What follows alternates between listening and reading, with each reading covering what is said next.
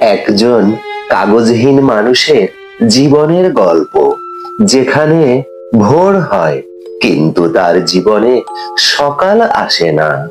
বলছিলাম একজন অবৈধ প্রবাসীর গল্প।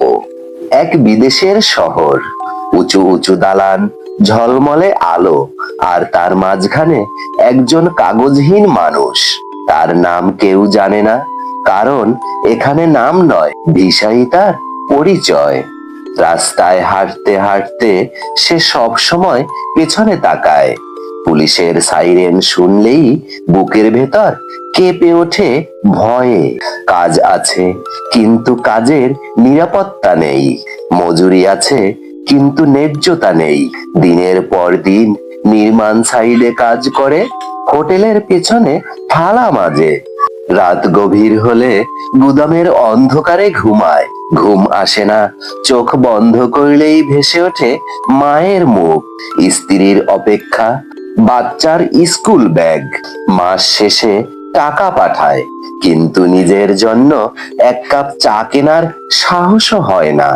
কারণ ধরা পড়লে কাজ যাবে, ঘর যাবে, স্বপ্ন যাবে, সম্মানও যাবে। অসুস্থ হলে হাসপাতালে যেতে পারে না একজন প্রবাসী, কারণ যেখানে আগে জিজ্ঞেস করে তোমার কাগজ কোথায়। এই শহরে সে বেঁচে আছে, কিন্তু জীবিত নয়। তার দিন কাটে লুকিয়ে, রাত কাটে ভয় নিয়ে, তবু সে হাল ছাড়ে না।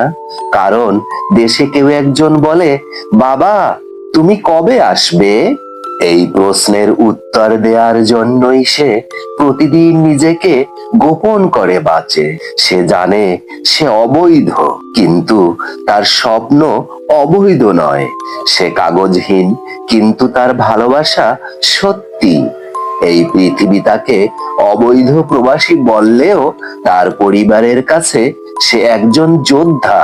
কারণ সবাই বিদেশে যায় স্বপ্ন নিয়ে, কিন্তু কেউ কেউ স্বপ্ন বাঁচাতে গিয়ে নিজেকেই হারিয়ে ফেলে। প্রিয় বন্ধুরা, একজন কাগজহীন প্রবাসীর এই গল্পটি আপনার ভালো লাগলে ভিডিওতে একটি লাইক, কমেন্ট ও শেয়ার করতে ভুলবেন না যেন।